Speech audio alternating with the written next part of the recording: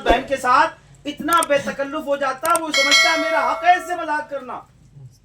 خالازاد بہن کے ساتھ ہمارے نوجوان اتنے بے تکلف ہو جاتے ہیں وہ سمجھتے ہیں ہمارا حق ہے اس کے ساتھ مذاق کرنا. بھائی کی سالی کے ساتھ ہم اتنے بے تکلف ہو جاتے ہیں ہم سمجھتے ہیں اس سے مذاق کرنا ہمارا حق ہے. یہ وہ باتیں بتا رہا ہوں جو ہمارے سماج میں ناسور بنی پڑی ہیں. غلط تو نہیں کہہ رہا ہوں؟ صحیح بول رہا ہوں تو پھر ہاں بولو, میں زبردستی نہیں بول رہا. بولنے میں بھی پیسے جا رہے ہیں کیا؟ جتنے دے رہے تو سب دے دیے. اب آپ بولے جاؤ بس تاکہ میری بھی سمجھ میں آئے کہ آپ بھی سمجھ رہے ہو. بھائی اگر وہ بھیا کی سالی کے ساتھ مذاق کر رہا ہے نا تو یہ حرام ہے. کیا ہے؟ حرام ہے. خالازاد بہن کے ساتھ بے تکلفی بولیں, ماموزاد بہن کے ساتھ بے تکلفی, کسی بھی اجنبیہ کے ساتھ بے تکلفی حرام. اور جو اسلام میں حرام ہو وہ جائز نہیں ہے. ہم اپنی مرضی سے مسائل گھڑ کر یہ کہیں کہ جی سب کچھ ٹھیک ہے, ہماری مرضی چلنے والی ہے, تو مرضی والوں کی مرضی نہیں چلی, ان کے نام مٹ گئے. اور جنہوں نے اللہ اور اس کے رسول کے لیے زندگی گزاری نا وہ کل بھی زندہ تھے, آج بھی زندہ ہے, قیامت تک زندہ رہے. کہتے ہیں نا اگر کچھ مرتبہ چاہے کہ دانا خاک میں مل کر گلے گلزار ہو جائے, مٹا دے اپنی ہستی کو اگر کچھ مرتبہ چاہے, مٹا دے اپنی ہستی کو اگر کچھ مرتبہ چاہے کہ دانا خاک میں مل کر گلے گلزار ہوتا ہے. ہم یہ نہ سوچیں کہ یہ اپنی مرضی چلنے والی ہے. بے تکلفی جائز نہیں ہے. تو یہ اسلام کے رشتے ہیں. اب بتائیے اگر ہمارا سماج ان تمام رشتوں پر نظر رکھتے ہوئے زندگی گزارے تو کیا گناہوں کا اتنا زور ہوگا؟ میلے لگ رہے ہیں, میلوں میں بے تکلفی ہو رہی ہے. اب میلے تو اللہ خیر ہی کرے, ابھی پیچھے اللہ خیر کرے اس طرح کی خبریں آئیں کتنے میلوں میں مقابلہ آرائی ہو رہی ہے. وہاں قوال آ رہی ہے, قوالا آ رہا ہے, وہاں پھر مقابلہ آرائی ہو رہی ہے. اور نام کیا؟ بھورے شاہ بابا کا عرس. یہ سنیوں میں ہو رہا ہے, دیوبندی تو کرتا ہی نہیں ہے. اب بتائیے سنی اسی چیز کا ہے کہ بھی عرس کرے گا, وہاں مقابلہ ہوگا, ایک لیڈیز آئے گی, قوالی ہوگی, کیا اس چیز سے اللہ والے خوش ہوں گے؟ یہ صرف ہم نے اپنی مرضی کا سودا کر رکھا ہے. اس سے تھوڑا باہر آنے کی کوشش کرو. کیا میرے آقا صلی اللہ علیہ وسلم نے کہیں اس چیز کی اجازت دی ہے یا کسی عالم دین نے اجازت دی ہے؟ اعلیٰ حضرت کے نام کا نعرہ لگانے والوں کے اعلیٰ حضرت نے اجازت دی ہے؟ کیا خانقاہ اعلیٰ حضرت کی طرف سے کوئی ایسا اشتہار شائع ہوا ہے کیا آپ کے لیے جائز ہو گیا؟ پھر یہ کہہ کے بریلویوں کو بدنام کیوں کراتے ہو؟ اپنے آپ کو روکو, اور جب آپ میدان میں اترو گے نا تو سب الگ ہو جائے گا. لیکن ہم سب سے آگے ہوتے ہیں.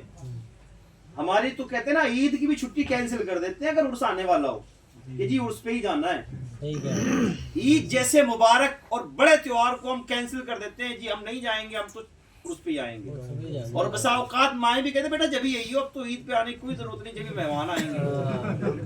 تو یہ تھوڑا سا مزاج بدلے یار, تھوڑا سا اپنی ریت بدلنے کی کوشش کریں. شادیوں کے بہانے اتنی بے تکلفی, اللہ خیر کرے, مہندی کے بہانے, ہلدی کے بہانے, رسموں کے بہانے اتنی بے تکلفی ہو گئی, بے حیائی ہو گئی. ابھی حیدرآباد کے اندر 11 کروڑ روپے میں ایک مسلمان نے شادی کری ہے. کتنا خرچ کیا ہے؟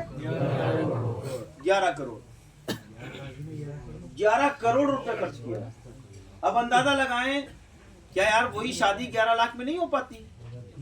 11 کروڑ میں کتنے غریبوں کے گھر بستے. تو یہ پیسہ اگر یہ مسلمان جو شادیوں میں بے تحاشا خرچ کر رہا ہے, اگر اسی پیسے کو تعلیم پر خرچ کرے, اپنی بیٹیوں کو پڑھائے, بچوں کو پڑھائے, عالم دین بنائے, ان کے ہاتھ میں قلم پکڑائے, ان کو اچھا رائٹر بنائے, ان کو اچھا مصنف بنائے, ان کو اچھا لیکچرار بنائے, ان کو اچھا پروفیسر بنائے, ان کو اچھا وکیل بنائے, ان کو اچھا عالم دین بنائے, ان کو اچھی ڈگری دلائے, ان کو اچھا ڈاکٹر بنائے, کیا اس کے ذریعے ملک ترقی نہیں کرے گا؟ کیا یہ امت ترقی نہیں کرے گی؟ کیا ہم ذلیل ہوں گے؟ کیا ہم رسوا ہوں گے؟ ہرگز رسوا نہیں ہوں گے.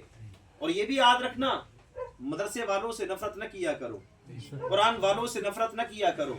اور اگر کوئی ہے تو بتا دے, کیا منکر نکیر کے سوالات 2 کروڑ میں آسان ہو جائے؟ ہے کوئی جو کہہ دے کہ جی 2 کروڑ روپیہ قبر پہ رکھ دیو اس کے لیے سوالات آسان ہو جائیں گے؟ وہاں بھی قرآن والے ہی کام آتے ہیں, آتے نہیں آتے. जनाजे के वक्त भी कुरान वाले ही काम आते हैं, निकाह के वक्त भी कुरान वाले ही काम आते हैं, बच्चे की विलादत के वक्त भी कुरान वाले ही काम आते हैं, और तो और बहुत सारी परेशानियों के वक्त भी कुरान वाले ही याद आते हैं। तो जब कुरान वाले काम आते हैं तो कुरान वालों से अपना रिश्ता मजबूत करो। ये दुनियादार तुम्हें सिर्फ बर्बाद करेंगे, आबाद नहीं करने वाले हैं। और जब मसाजिद से, मदारिस से, खानकाहों से, उलमा से, बुजुर्गों से, सूफिया से अपना रिश्ता मजबूत करोगे तो इनकलाबी जिंदगी पाओगे। जिंदगी को बदलने का मयार बदले। हम ये ना सोचे कि हम अपने आप को कैसे बदलेंगे कि जी बड़ा मुश्किल है। मुश्किल कुछ नहीं है। मेरे आका ने फरमाया दीनुन नसीहा, मेरे आका ने फरमाया दीनुन नसीहा, दीन खैर खाई का नाम है। दीन खैर खाई का नाम है। खैर खाई करते हैं हम किसी के साथ? आज के जमाने में भाई भाई के साथ खैर खाई करने को तैयार नहीं है, पड़ोसी के साथ क्या करेगा। मेरे आका ने जहां फरमाया दीनुन नसीहा, दीन खैर खाई का नाम है, अद्दीनुन नसीहा, दीन खैर खाई का नाम है। हम कहते हैं कि जी हम दीनदार हैं और खैर खाई से कोसों दूर हैं।